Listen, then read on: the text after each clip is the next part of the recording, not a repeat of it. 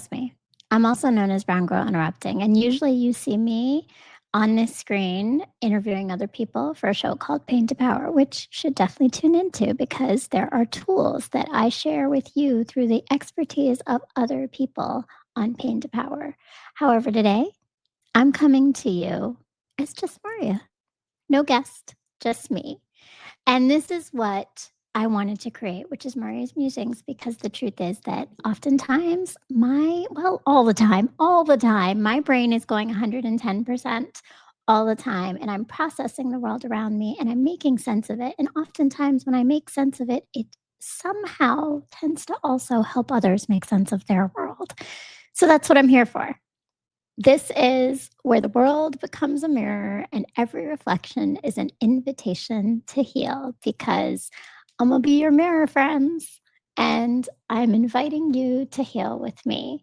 So this is really a space where you're walking with me as I process life and I find meaning, make connections, and offer some of the tools that I figured out along the way. And today, this episode is called The Relationship Reset, and we're shifting from conflict to connection because so it came out of, again, another experience in my life, right? So recently on TikTok, I put out a post because I was checking in on men.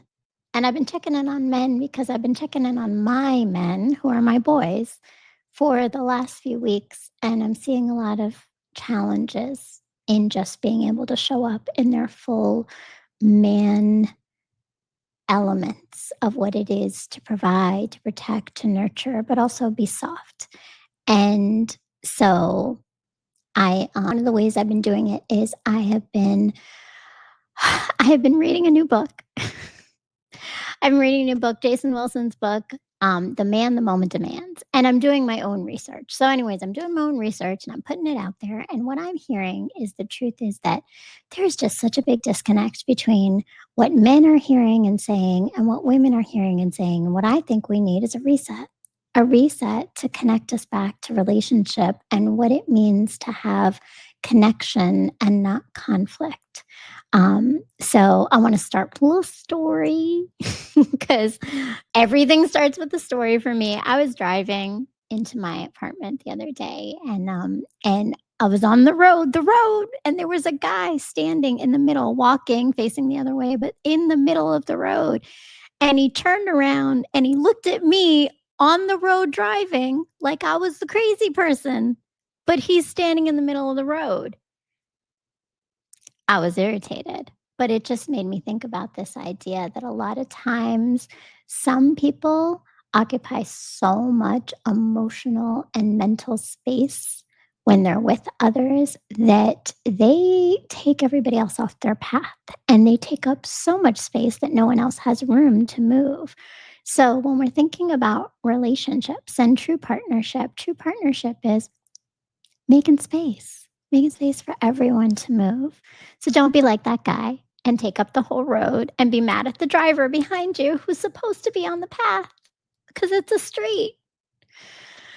What does a relationship reset going from conflict to connection actually look like? And this is, again, because I think we're having parallel conversations, and those parallel lines are never meeting to find some kind of common ground. This would be way better if I had a guy to bounce ideas off of, but I don't. So it's just me. But let me know in your comments if I'm hitting the mark, if I'm missing something. What do we need to discuss deeper? Where do we need to go? I'm curious because I'm open and I'm ready. Research has shown us that when relationships are most satisfactory, it's when partners actually work together in a healthy way, right? So we know that through statistics. However, what we also know is all around us, there's so much divisive narratives that are creating those barriers for us to actually thrive in unity in our relationships. So I'm saying all this because this is what I do. What I do is I work on the tools that I can provide for you so that we can heal better. And I have a course, which you should sign up for, men or women, called Empowerment Unlocked, where we are taking self empowerment through tools and resources and identifying the areas that we need to work on to deepen and extend our understanding of self that helps us to just be better communicators with others. So, today, relationship reset. What are the three things? First off, communication is the foundation. Like, we have to be able to communicate, and we have to be able to communicate in a way that is oftentimes not the thing we're thinking about when we're talking about communication. We also have to balance individuality and togetherness. It's got to be both. And how do we navigate conflict as a team? So, those are our three pieces, the three things we're going to be thinking about and what that means. So, first off, let's just talk about this communication piece, okay? Communication.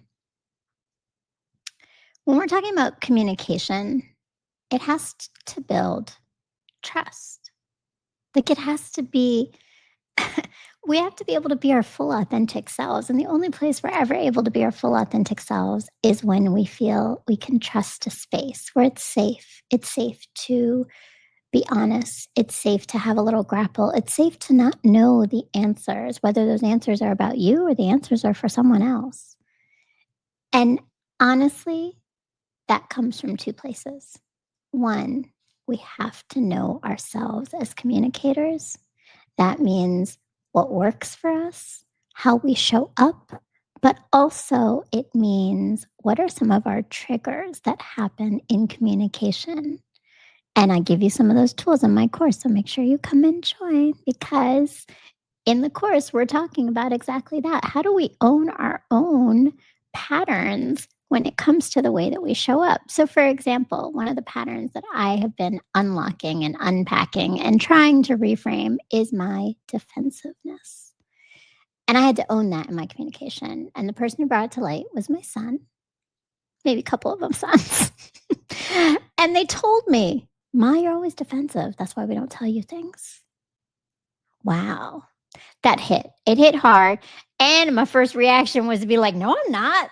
Then I was like, oh, yeah, no, that's defensive, right? So instead, I've embraced it. And in the last few conversations, the best way for me to embrace this idea of defensiveness and the way I'm going to offer you an opportunity and a tiny bit of the tool that I would have given you if you were in my course is pause. Pause and listen, literally. Just let them say what they need to say. Our defensiveness is coming out of some kind of shame and guilt that we feel like we need to prove to people that we are better than what they think we may be. But the truth is, they're not telling us we're bad. They're giving us insight into how we are showing up for them. So when we pause and we just listen, and then we can hear with discernment, does that align with my behaviors? Or are they misinterpreting something? But you're able to then speak to it in a way where you're communicating clearly. So the big piece of communication is own your own behaviors. Like, own what you show up with. And I did this, be honest, I've been practicing, and it really worked. I was in a conversation with a guy, in fact, and he was pointing out some things about me as a person. Some were accurate and some were inaccurate. But I remembered to use my tools, and I paused and I listened. And he talked for a while. He's a talker. But I absorbed it all. And in the end, the way I was able to communicate was clear, concise, and truthfully, let's be honest, when it comes to feedback, actionable, which is key, right? Here, I heard what you said.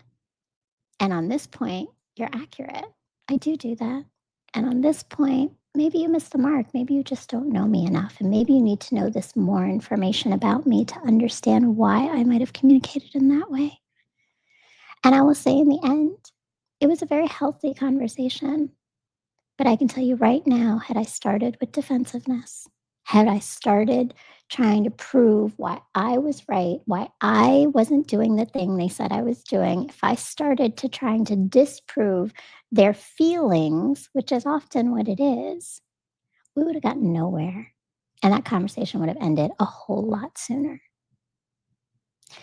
And the truth is, if you care about someone, you don't want the conversation to end. You want to build their trust in you. You want to create a safe place for the conversation. And to do that, you've got to have some tools to identify and know who you are in communication, and then to be able to actually recognize the moments when it shows up.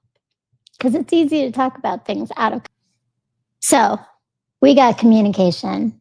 Know yourself. Know yourself in communication, and through that, you know, and you're able to show up differently for others. All right, what's the other thing? Individuality and togetherness. Oh, this is a big one because I think people get caught up in like being with the other person, and then you become that. You are that. You are that couple. You are that those people. You're always together, or you're apart and you're living totally separate lives. There's got to be a balance, right? There's a balance of how we allow for people to have space to grow, but also we are intentional in creating space for us to be together. And so, yeah, that's a big one, individuality and togetherness. So, the last thing is embracing conflict in relationships, which is just the idea that having a grapple with different perspectives is not a bad thing. It's actually an opportunity and something to approach with curiosity. If you care about someone, if you want to understand them better, sometimes conflict opens up wounds that needed to be opened up. It's not always fun. It's definitely not fun. It's not fun at all, right? It's conflict. However, if you embrace it, if you recognize that it's simply just someone else trying to communicate their ideas to you and wanting to be heard, because in the end, that is all we want. And truthfully, when I did my TikTok, all the feedback I got from men was they want to be heard. They want peace. They don't want to be told they're not doing enough.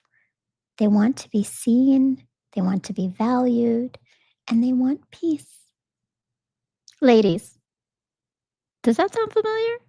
Like literally, it's the same stuff we want too, but we have to give it to one another in order for it to exist. So, these are my thoughts from Marya's Musings. I want you to just remember the importance of being really intentional in our partnership, in making sure that specifically we own our own behaviors when it comes to relationships, and thinking about like, what are the tools if you're still struggling with this? If you need some guidance in how to communicate with others and how to know your own patterns, then come join me for 5 guided weeks of a conversation and community and lots of tools to unlock the power within you. Because knowing our stories, just recognizing and remembering who we always have been. And when we change the story and we reclaim our power, we change the impact and the outcomes. So thanks for joining me on this episode of Marya's Musings. If you enjoyed something, let me know. If you needed some more on something, let me know. If you just want to say hi and let me know. And join me for all of the work that I do. Follow me in all of my places, which is make sure that you're following me on Substack, TikTok, Facebook, Instagram, LinkedIn, and of course, subscribe to my website, www.browngirlinterrupting.com. And yeah, my YouTube channel, Brown Girl Interrupting. So if you haven't done it yet, go hit that little subscribe button down there, leave a comment, like, hit the bell.